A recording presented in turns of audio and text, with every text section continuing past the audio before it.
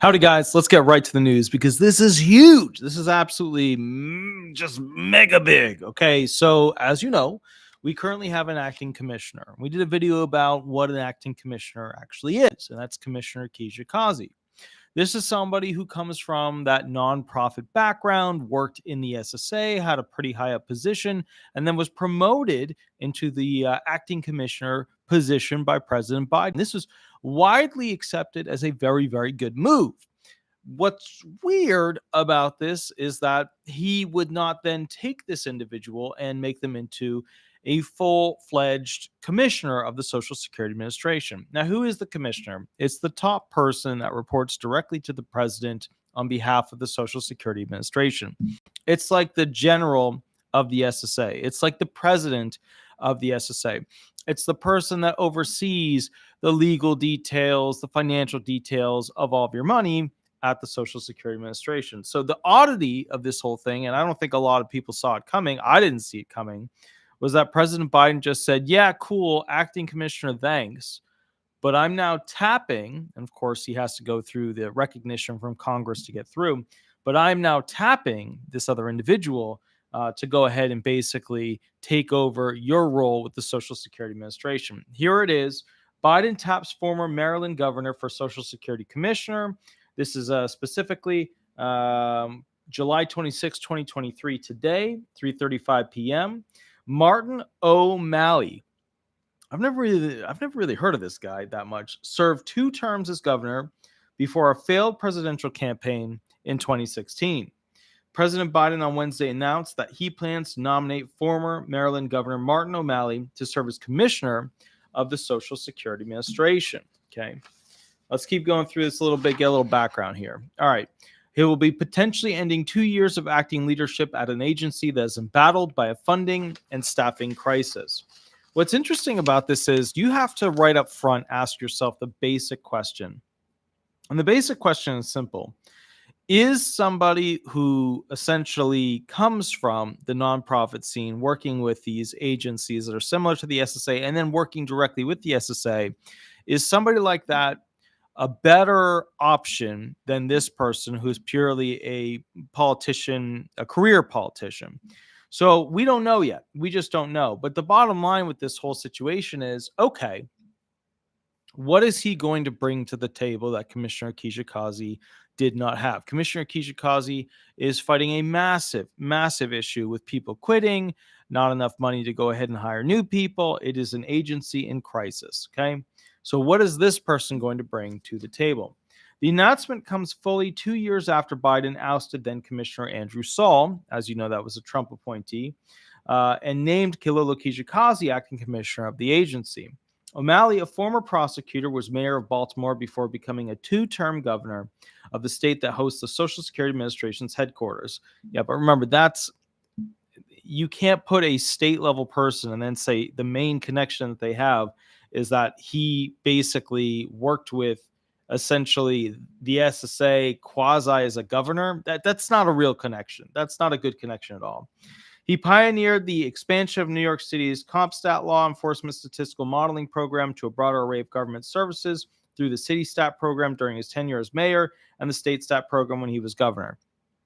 Again, not a great connection to the SSA, not something that's definitive of working the levels inside the actual administration.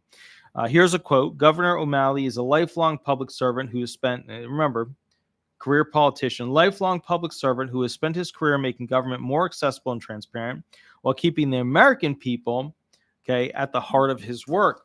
Biden said in the statement, as mayor of Baltimore and governor of Maryland, he adopted data and performance-driven technologies to tackle complex challenges facing the communities he served.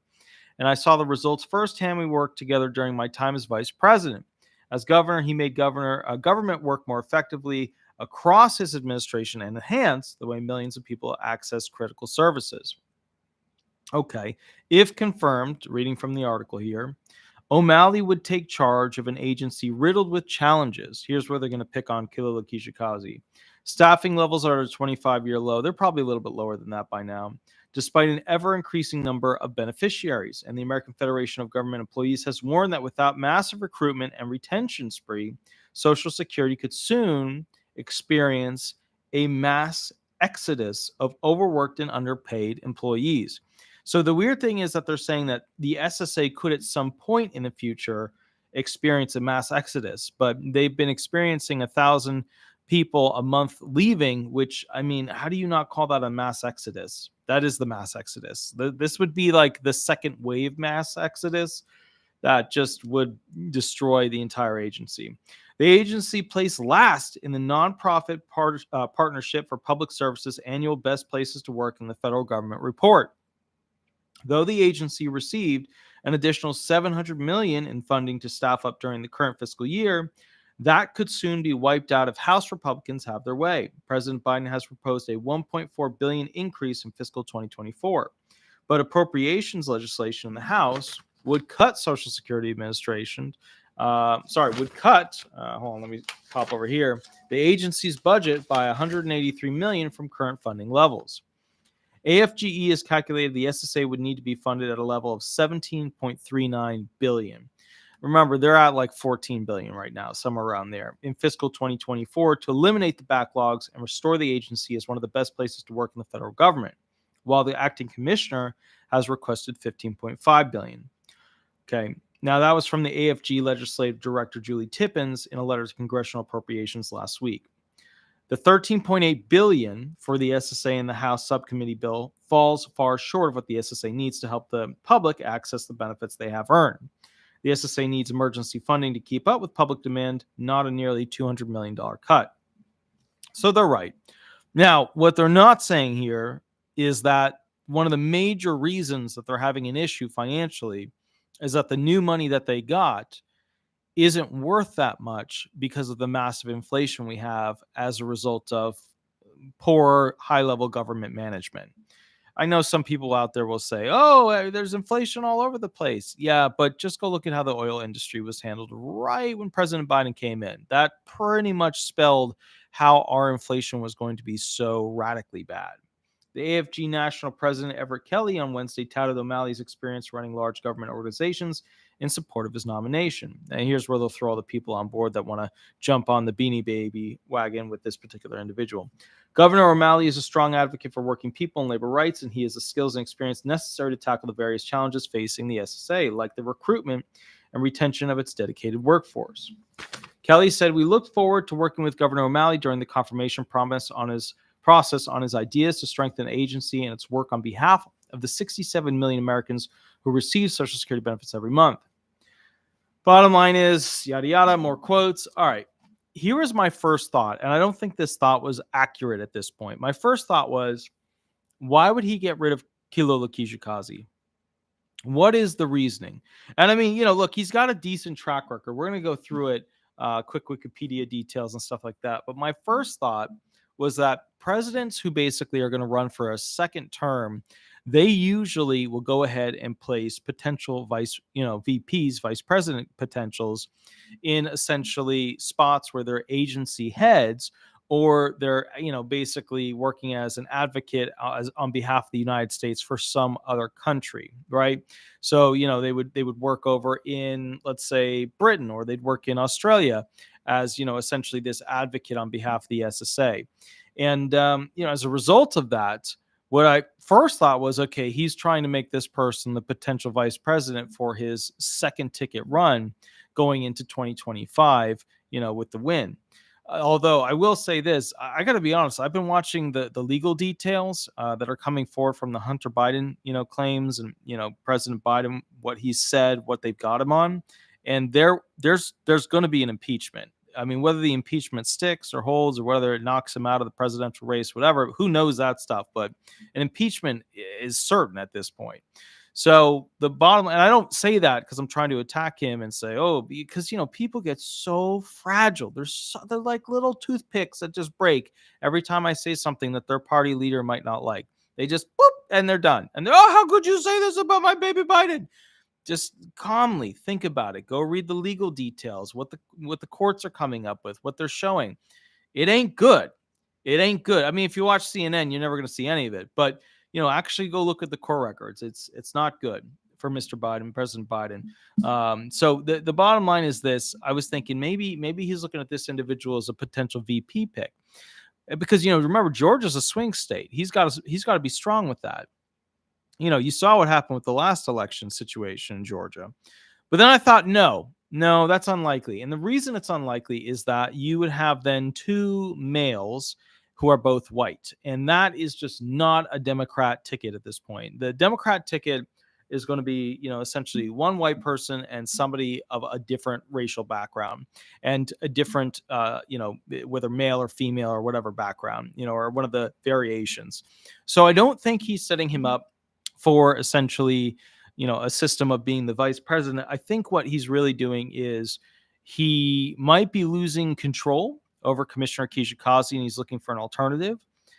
He might have had this plan all along where 2 years into it, he'll give it to Commissioner Kijakazi for 2 years, then he'll put somebody else in. I think that the main thing that he's worried about right now is that Social Security recipients, but more importantly, those who are seeking disability benefits, their wait time to be found disabled is so obnoxiously long at this point. And you can expedite claims, but it doesn't do much. It doesn't expedite the claim that much. There's over 10,000 people die in a year waiting for the disability benefits. So I think at this point, what's happening is, to be fair, to be direct, I think what he's trying to do is fix a problem that, maybe he's not happy with Commissioner Kijakazi with, or maybe this is just one of those things where you plan this out all along. Remember, when it comes to big moves at that level with the White House, they're planning this stuff out years ahead of time. Everybody's on a clock. Everybody knows what's going on. So, we don't find out until they push the button, and we don't know if they're going to push the button until they actually decide they want to push the button. And who is this person? Okay, so early life and education. Martin Joseph O'Malley was born on January 18th, 1963 in Washington, D.C., son of Barbara and Thomas Martin O'Malley. Martin's father served as a bombardier in the U.S. Army Air Force and the Pacific Theater during the Second World War and recalled witnessing the mushroom cloud rise over Hiroshima while on a routine mission. Thomas later became a Montgomery County-based criminal defense lawyer and an assistant United States attorney for the District of Columbia. O'Malley's father was of Irish descent. His ancestors come from Mem in County Galway. His mother's ancestry includes Irish, German, Dutch, and Scottish. Blah, blah, blah. Let's go through this. O'Malley attended the Our Lady of Lourdes School in Bethesda and Gonzaga College at high school. He graduated from the Catholic University of America in 1985. Later that year, he enrolled in this is straight from Wikipedia. Later that year, he enrolled in the University of Maryland School of Law and on the urban campus of the University of Maryland at Baltimore, earning his JD in 1988 and was admitted to the Maryland bar that same year. Bottom line, attorney. Okay, early political career. In December 1982, while still in college, O'Malley joined the Gary Hart presidential campaign for the 1984 election. In late 1983, he volunteered to go to Iowa, where he phone banked, organized volunteers, played guitar, and sang at small fundraisers and other events. 1986, while in law school, O'Malley was named by then Congresswoman Barbara Mikulski as state field director for her successful primary and general election campaigns for the U.S. Senate. He served as a legislative fellow in Mikulski's Senate office in 1987-1988. Later that year, he was hired as an assistant state attorney for the city of Baltimore, holding that position until 1990. In 1990, O'Malley ran for the Maryland State Senate in the 43rd State Senate District, Northeast Baltimore. He challenged one-term incumbent John A. Pica in the Democratic Party primary and lost by just 44 votes. He was 44 votes. That's rough. He was considered an underdog when he first filed to run, but came out of nowhere to lead in that election. Eventually, he lost when the absentee ballots were later counted. Absentee ballots, I'm telling you, they'll get you every time. They'll get the Republicans, they'll get the Democrats too. In 1991, he was elected to the Baltimore City Council, representing the 3rd Councilman District, and served from 1991 to 1999. As councilman, he served as the chairman of the Legislative Investigation Committee and chairman of the Taxation and Finance Committee. During the 1992 Democratic primaries, he served as a Nebraska Senator, Bob Kerry's Maryland coordinator. Bottom line is, governor of Georgia, so on and so forth, on and on, lifetime politician. What is this lifetime politician going to add to the bottom line of fixing the SSA? And one of the big things that you have to consider with this whole situation is there's a lot to be fixed with the SSA. First off, you have to fix the employment issue. There's not enough employees, and the employees that are there, they're not happy. They're pissed because, let's call it is. They're not getting enough benefits. They're not getting enough pay. They're not going to stick around. So that's the bottom line. Issue number two is that the wait times are horrendous. Even if you had enough people, you still have a 1,000,000-person backlog. You still have bad numbers when it comes to the backlog. There are that many people waiting for the adjudication. So even if you get past the backlog and hire a bunch of people and train a bunch of people, then you have other issues like using the Dictionary of Occupational Titles, which is so darn old. And they've already spent $300 million on a system. That's still not where it needs to be. It's only 52% complete. Maybe he can do something about that. But at this point, honestly, I don't know. I think this was in a political appointment situation. Sometimes, as you know, in politics, when somebody becomes president, they might owe somebody a favor. It happens all the time. And they become ambassadors or they become basically appointees of some particular agency, whether it's NASA or this or that or whatever. My point here is I have to do more research to specifically figure out how he's going to attack the problems at the SSA. We will see him making communications to Congress about why he's a great pick. That will tell us essentially what the direction of the SSA is going to be going forward. Diana Fernandez, very cool, very cool, very cool. Thank you for the $5 donation. Super duper appreciate it. That's awesome. Very, very cool. Thank you, thank you. So, look, there's another thing too, which is that this is going to be a bad year for Social Security, like the agency in general. The reality is that they're trying to get to crunch time on screwing over the youth and raising the retirement age, raising the FICA taxes. There's going to be blood in the water when it comes to this whole situation. The rich are not going to want those taxes raised. The young are not going to want those, benefits put off more and more and more. I think the problem going forward is that we don't have a clear line as to what the fix could be. And the truth is there's so much fraud and there's so much, waste and deceitful crap and omissions that occur in government that they probably lose multiple $billion every single year just to flubbery, where they literally get nothing from it. And the ultimate issue here is that we have not really made proper investments into the Social Security system with whatever money we were supposed to bring in, etc. In fact, when they switched over the oil to having to purchase more oil from other countries, that was pretty much the first initial act that said to the American public that, basically we were more about funding other countries and keeping them happy than about utilizing oil here and, strengthening the US dollar. Now the US dollar is going through its, inflation stages. They just raised the rate again. And the problem I foresee is that, yes, I think this is all going to, I really do believe genuinely that I think that this inflation is going to come down. But mark my words, and this is an important mark. The future of this whole system, how does the government get more money and more resources, and those who have money bank and do even better than they've done before? Well, as you know, a lot of people who have money, they invest into property, whether it's commercial or personal, rental. And that's because they can make a lot of money off of it and it grows over time. And wowie, all of a sudden you have this net worth that's massive because you have all these properties and they've all gone up in value, 100,000 here, 500,000 there, whatever.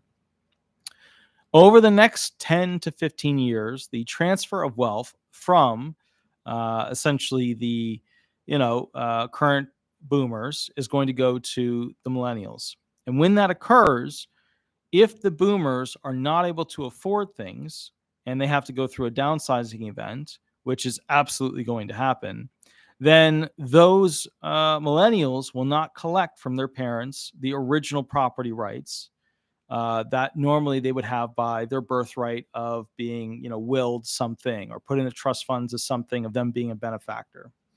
Which means that as they downsize, these boomers, they're going to be selling the properties and using the money because they can't afford things and they need more money because their dollar's been devalued so much and they're not getting enough retirement benefits, which means that those investors who already have lots of money, which happens to be a lot of these, politicians working at these high-level corporations, will go ahead and be able to pick up a lot of these houses and they will then convert those into rentals. Now, that's just the way it is. I'm trying to create a rental myself and sucking a little bit out of it, but it's taking forever and it's really hard work and it's not fun. But I also picked a project that regular, like very experienced realtors would not even take. In fact, the guys who do the We Buy Junkie houses, they were even like iffy about whether they wanted this thing. That's how bad it was. So I took on a level 10 only Uber Masters restoration class for my first project. But I did this because I was copying what other YouTubers do. YouTubers have financially saved themselves and made profit for themselves by buying something and then renting it, or buying and selling for a lot, but I'm just going to buy and rent. So what I've come to the conclusion is this: Social Security, it's going to be used as something where they don't have enough money, the elderly. The transfer of wealth will not occur to the millennials, and you will have the poorest millennial group that you've ever seen. The poorest millennial group that you've ever seen will not make as much as their parents. The dollar will be significantly devalued. They'll have to spend a lot of their money every single month on rental. Rental is never, it is never, there's really no situation where rental is better than buying. Buying is always better. It's always better. It's always better. You can say, oh, but what about this? And I don't want to have to fix stuff and blah, blah, blah, blah, blah, blah, blah, blah, blah. Sure, you can waddle your whiny butt down the road with that thing. You can. Now, the disabled have an argument because they can't fix certain things. That's valid. But when you have like your millennial that just doesn't want to pick up a hammer, doesn't want to glue something back on the wall, you know what I mean? That's not an excuse. So the point is, those who are essentially older are not going to leave this money to the next generation, which is trillions and trillions and trillions and trillions. It's significantly more than the national debt, which is trillions and trillions and trillions. So my theory, and remember, I always get people yelling at me in the chat section about my theories, and then my theories end up becoming correct like 95% of the time. But my theory is that this is all part of a bigger plan to take property rights away from a group of people during the transition to the next group of people. And if they can do that, they can make essentially millennials hungry. And if people are hungry, they're going to vote through whatever they need to. And think about it this way. Remember with the stimulus checks, how there was a bunch of crap in each one of those bills and then they made it into law? And they were just mantraing out this idea that like, don't be the enemy of the future. Don't be the enemy of, basically progress. Even if it's got some crap, still vote it through, blah, blah, blah, blah, blah. Well, they're going to just do that over and over and over again, except this time, instead of there being poor disabled, poor retired, some poor individuals that don't fit into those two categories, now you're going to have entire age groups of people, including the disabled and the retired, being poor. And then, of course, you will be able to, at a cheap price, pick up that property from those who have to downsize. I know it's coming. If I'm wrong, prove it. I'm not wrong. And so that's the bottom line of what I foresee to actually occur with this situation. Now, how does that tie into this whole thing? Well, Biden either needs somebody to really improve the Social Security Administration or just leave it as it is and let it keep doing its thing. Those are basically the two options. If it gets worse, that's going to look even worse for him. What I think President Biden is trying to do is put somebody in who has something that has to do with something that's owed maybe, or maybe he is the best pick. Who knows? Who knows? But at the end of the day, you have to wonder, if he doesn't have the money from Congress, how's he going to hire all these new people? How's he going to change legislation on this thing? And remember, these White House officials, these White House, like Biden is all the way at the top, they have a multi-year plan already figured out. So if I think, okay, what would be my multi-year plan with this person coming in? What's the objective? He'd be like, okay, look, the SSA isn't doing well. The name and recognition and reputation of Commissioner Kijakazi is not doing well. She's been called out by the same people I sent her out there to go ahead and work a deal with as failing in an agency in crisis. So what he's thinking is, I'll get rid of her because her reputation is tarnished. I'll put in this guy who's got a great success record with, fixing things, modifying things to get things to work. And then I'll go ahead and in 2024 have the SSA working better. But even if the SSA is working better, you have to understand there's a lot of SSI, SSDI, retirements, auxiliary, DAC benefits, spousal, widows benefits. There's a lot of people who are very cranky about the communication abilities of the SSA. So if you have slight improvement, maybe that'll help Biden with the 2024 election cycle to 2025. Maybe it won't. But rest assured, when Biden, and I still have to do the video of who would be better for Social Security, the administration, Biden or Gavin Newsom. But rest assured, at the end of the day, Biden does not have a good track record right now when it comes to supporting the Social Security Administration. Merely saying, hey, the rich need to pay their fair share, that's not really going to bat. That's not really, coming out and saying, look, I want to see this bill. I want to see this stuff. I want it on my desk. I'm going to sign it. So he hasn't really gone to bat for the retired. He hasn't really gone to bat for the disabled. So I think that this is his next level attempt. Now, I could be wrong. This could all just be some fluff where it's like, okay, 2 years she'll be in, 2 years he'll be in. And then basically if I win my election, then, from there, maybe he'll continue. Maybe I'll swap somebody else out. At the end of the day, what I think is important to remember with all this is that the main problem with the Social Security Administration is that the cost of living adjustment is being improperly calculated, and everybody's lost a lot of money as a result of it. Now, as a result of that, I do not foresee these subcommittees sending letters to the SSA, Stephen Goss, right, chief actuary on behalf of the SSA, as to, why is this happening?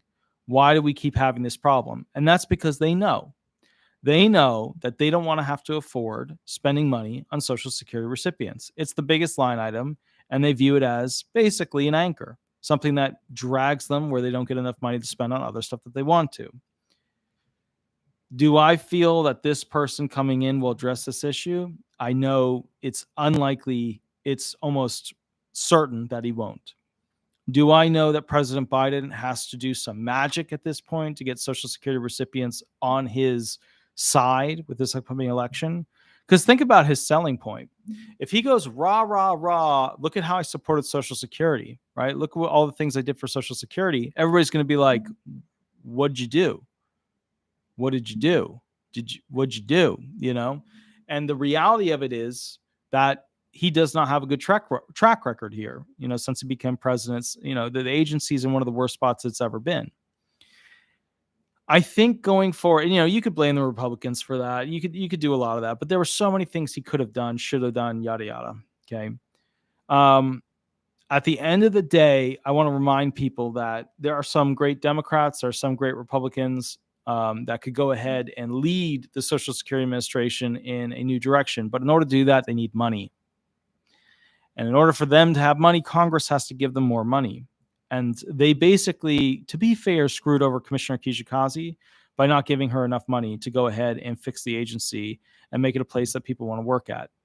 But if you drag that forecast all the way back in time, the number one reason why the SSA is struggling to retain employees is because the money has has gone through massive inflation, and those employees are not getting enough money to live a decent life. So the recipients aren't getting enough money, the employees of the SSA aren't getting enough money, and now we're having a change up. Will this new person deliver incredible news at his hearings to go ahead and change the future of the Social Security Administration in a positive way so that, people are happy with it? I doubt it, but I'll be watching and I'll report on it. Guys, I will catch you at the next video. Please remember, if you like this channel for giving you an update, walking you through things, please remember to like, subscribe, and if you could, go to Google, leave a review for the law firm. I always love waking up and seeing those 5-star reviews when I kind of wake up and scroll on the phone. You just go to Google, you type in Disability Resolution Florida or Disability Resolution Law Firm, go to the write a review section on the right. That would be perfect. With that said, guys, real quick heads up, the next video I'm going to be doing is kind of a cool VA video. It talks about the origin story of the Nexus letter idea. I will be catching you guys at that video. Asterisk, I know who that is. I got to catch up with you. I saw the program. I opened the program the other day to catch up with you. I've been so overloaded. But anyways, thank you for the $5 donation. That's super duper amazing. I really, really appreciate that. That's incredible. So with that all said, guys, I just wanted to go ahead and let you know that the next video is going to be VA related, but it's kind of a cool study, if you will, as to, like if you're looking for disability knowledge and stuff like that, that knowledge is still applicable to the disability field. It's just from a VA perspective. So I'll catch you at the next video. Attorney Walter Hnot, most viewed and subscribed to Disability Attorney in America. I will catch you later, and I will see you in about 10 minutes. Thank you so much, guys. I'll catch you later. Bye-bye, guys. Bye-bye.